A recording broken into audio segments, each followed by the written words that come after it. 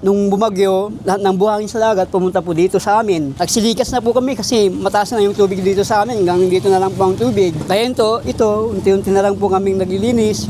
Unti po kami bumubangon. Alon, buhangin, hangin, lahat na. Kaya nakakatakot, ma'am. Wasak na yung bahay ko.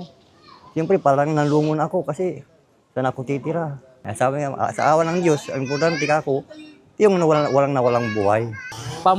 Pangunahing hanap buhay po dito ay fishing po, fisherman. Mga fish pan po, mga fish pen, skidges, lahat nawasak man. So ang naging damage lang po sa amin dito, sa aming paaralan, nagkaroon po tayo ng mga 4 na classroom na major damage at saka the rest po ay nasa minor repair.